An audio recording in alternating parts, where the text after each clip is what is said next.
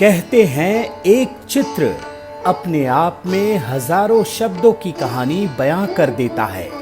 कुछ ऐसा ही भारतीय संविधान में मौजूद अंकित चित्रों के साथ है, जो संविधान की आत्मा का सच्चा प्रतिबिंब पेश करते हैं। संविधान सभा ने संविधान की पुस्तक का प्रतीक चिन्ह बनाया है अशोक स्तंभ को, जिससे आप सभी लोग भली भांति परिचित होंगे।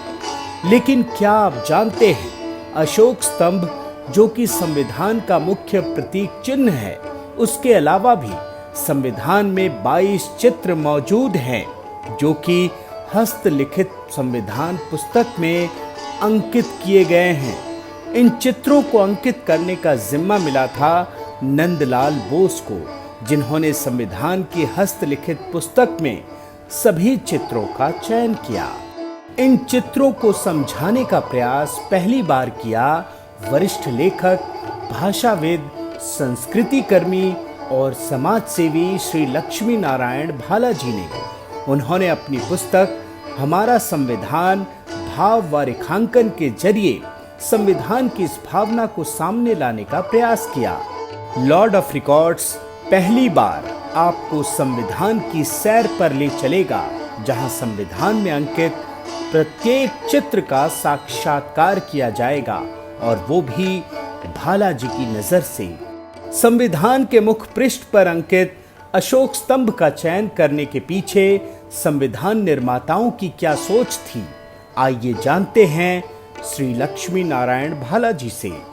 दोनों भी संविधान की प्रतियां, ये हिंदी और अंग्रेजी, ये हस्तलिखित के ही फोटोकॉपी है। उसी से बनी हुई 1200 जो प्रतियां छपी थी, उसी में से 2 प्रतियां हैं।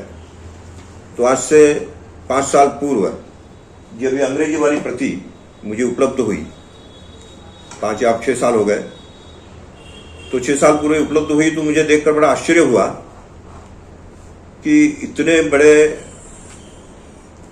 कागज पर और इस प्रकार से हाथ से लिखा हुआ और चित्रों से सजाया हुआ संविधान, ये तो मैं पहली बार देख रहा हूं। तो ये क्या चीज है?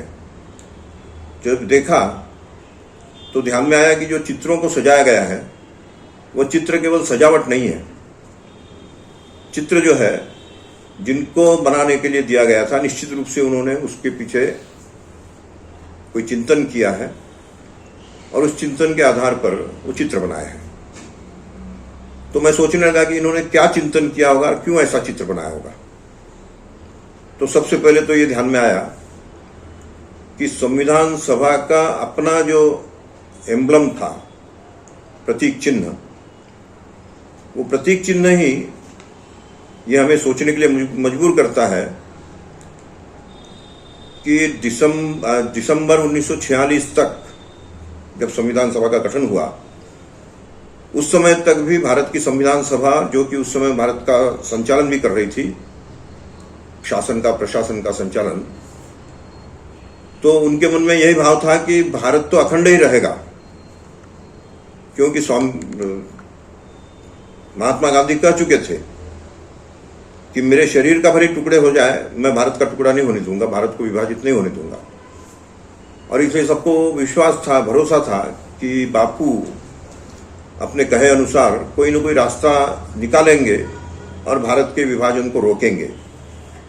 लेकिन अपने देश का दुर्भाग्य ही कहना होगा कि बापू कर नहीं पाए। नेहरू और जिन्ना दोनों भारत के विभाजन के लिए मानसिक रूप से पूरी तरह से तैयार थे। दोनों को अपने अपने देश में सत्ता संभालनी थी और इसलिए बापू को हार माननी पड़ी। और जिस समय देश का विभाजन हुआ, उस समय महात्मा गांधी अपने आप को दिल्ली से दूर उन्होंने रखा और नोआखाली चले गए। तो ये एक अलग किस्सा है, इस पर ज्यादा अधिक चर्चा करने की आवश्यकता नहीं है। लेकिन मेरे कहने का तात्पर्य है कि संविधान सभा का जो प्रतीक चिन्ह है, वो अखंड भारत का प्रतीक चिन्ह है, और उस अखंड भारत में हाथी के सिर वाला प्रतीक वो सामने अंकित किया गया है। तो इस प्रकार से भारत अखंड रहेगा, यही भाव था। और इसलिए जब हम ये देखते हैं कि भारत का प्रतीक चिन्ह कौन सा लिया गया, तो हम जानते हैं कि अशोक स्तंभ, अशोक चिन्ह, ये भारत का प्रतीक माना गया है। तो अशोक चिन्ह सम्राट अशोक के द्वारा तैयार किया गया एक प्रतीक था। तो सम्राट अशोक तो पूरे अखंड भारत के सम्राट थे, और इसलिए वहीं से ये मानसिकता प्रकट होती है कि संविधान सभा का प्रतीक चिन्ह भी अखंड भारत का है, और जिस अखंड भारत ने अशोक ने जिस अखंड भारत पर राज किया था, उसी का प्रतीक चिन्ह भारत ने अपना प्रतीक चिन्ह माना है। जाहिर है अशोक स्तंभ का ये चित्र एक अखंड भारत की कहानी बयां करता है। अगले भाग में हम बात करेंगे संविधान के पहले भाग में अंकित चित्र मोहनजोदड़ो की।